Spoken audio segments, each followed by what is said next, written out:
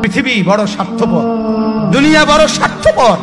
দুনিয়া কাউরে জায়গা দেয় না, দুনিয়া কাউরে জায়গা দেয় না। এত মজবুত ফাইলিং করে যেই বিল্ডিং বানাইলাম, দুনিয়া তারে থাকতে দেয় না। যা বেটা যা, যা তুই লাথি দিয়া বাইর করে যা, কবরে যা, কবরে যা। দুনিয়া কাউরে থাকতে দেয় না।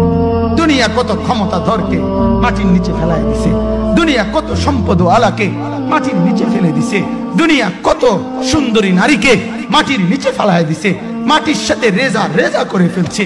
আজ আর চেহারা নাই, আজ আর রূপ নাই, আজ আর যৌবন নাই, আজ আর ক্ষমতা নাই। এমনও বাদশা ছিল পৃথিবীতে যার হাতের আঙ্গুলের ইশারায় মানুষের গর্দান উড়াইয়া দিত, যার হাতের ইশারায় উঠত মানুষ, বসত মানুষ। আজ বাদশারা নাই, আজ সম্পদওয়ালারা নাই, আজ মালওয়ালারা নাই। দুনিয়া কাউরে থাকতে দেয় না, কাউরে না দোস্ত, কাউরে দেয় না। দুনিয়া দাদারে আমার থাকতে দেয় নাই। আমার দাদারে আমি দেখছি, আজ আমার দাদা নাই। আমার নানারে আমি দেখছি, আমার নানা নাই। আমার দাদিরে আমি দেখছি, আমার দাদি নাই। আমার নানিরে আমি দেখছি, আমার নানি নাই। আমার বাবারে আমি দেখছি, 14 লক্ষ টাকা বাবার পেনশনের আমি সব ডাক্তারের পিছনে খরচ করে ফেলছি, বাড়ির ফসলের জমি বিক্রি করে ফেলছি।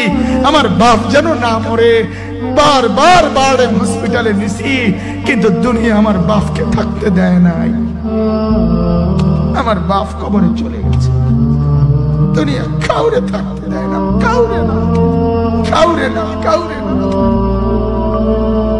কাউরে না। আমার বাপ দুনিয়া কাউরে থাকতে দেয় না। তুমি থাকবা না, তুমি থাকবা না।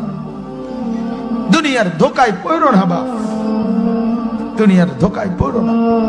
মাকে বুঝার, আজ মারা বেসামাল হয়ে গেছে, আজ বোনেরা বেসামাল হয়ে গেছে, বেপরদার উৎসব তুলে দিছে। এটা যেন আল্লাহর সাথে যুদ্ধ করছে। আল্লাহ করোনা না, তুমি আরো কিছু দাও, আমরা বেপরদিকে ছাড়বো না। যুবক ছেলেগুলো যেন বলতেছে, আল্লাহ তুমি করোনা দেওয়ার চাই দাও, অশ্লীল ছবি দেখা, ফেসবুকে নর্তকী দেখা আমরা ছাড়বো না। দেখি তুমি কি করতে পারো, তুমি যা করার করো। দোকানদার ব্যবসায়ীরা হারামের লেনদেন করা বন্ধ করছে না, সুদখোর সুদ ছাড়ছে না, ঘুষখোর ঘুষ ছাড়ছে না, নাফরমান আর জিনাকার ব্যভিচারী এরা কেউ কিছু ছাড়ছে না।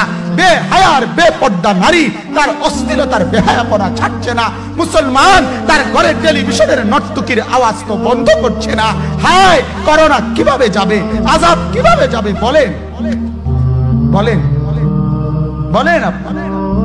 আমার বাপ ফেরাউনের উপরে তো আযাব এতদিন ছিল না, নমরুদের উপরে আযাব এতদিন ছিল না, সাদ্দাদের উপরে আযাব এতদিন ছিল না, কারুনের উপরে আযাব এতদিন ছিল না, লূত আলাইহিস সালামের কওমের উপরে আযাব এতদিন ছিল না, হুদ আলাইহিস সালামের কওমের উপরে আযাব এতদিন ছিল না, নূহ আলাইহিস সালামের কওমের উপরে এতদিন আযাব ছিল না।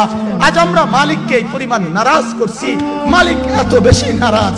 আজ 1 বছর হয়ে গেছে, 1 বছরের চাইতে বেশি হয়ে গেছে, কই করোনার মহামারীর আযাব তো যাচ্ছে না, গেছে গা বলে।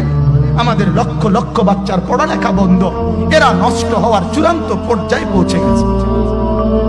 মোবাইল এদেরকে শেষ করে দিছে, লক্ষ লক্ষ ছেলে। গতকালকে এক মা আমার আত্মীয় ফোন দিয়া বলতেছে, সকাল 10টায় বাচ্চাটা ঘর থেকে মোবাইল লইয়া বাইর হইছে, রাতের 10টায় মা তারে ফোন দিয়া বলছে, বাপ ঘরে আসতি না, ভাত খাইতি না। বাচ্চা তারে বলতেছে, তোমার অসুবিধা কি, তোমার সমস্যা কি? মা এই কথা বইলা কাঁদা দিছে যে, শোনেন হুজুর কদ্দুর দোয়া করো। এক বাচ্চা, এক ছেলে, সে যদি তার মাকে কথা বলতে পারে, তার মানে গুনাহ তারে এত মজা দিয়া দিছে, ফেসবুক তারে এত মজা দিয়া দিছে, ইউটিউব তারে এত মজা দিয়া দিছে, নর্তকী তারে এত মজা দিয়া দিছে, গুনার দৃশ্য তারে এত মজা দিয়া দিছে, সে মাকে ধমক দিচ্ছে। রাত 10টা বাজলে কি হইছে, রাতের 3টা পর্যন্ত দেখলে তোমার সমস্যা কি? আমার আখিরাত আমি নষ্ট করলে তোমার অসুবিধা কি? আমার জাহান্নাম আমি ঠিক করে নিলে তোমার সমস্যা কি? আল্লাহ আমাদেরকে মাফ করে দেন, আল্লাহ আমার জাতিকে মাফ করে দেন।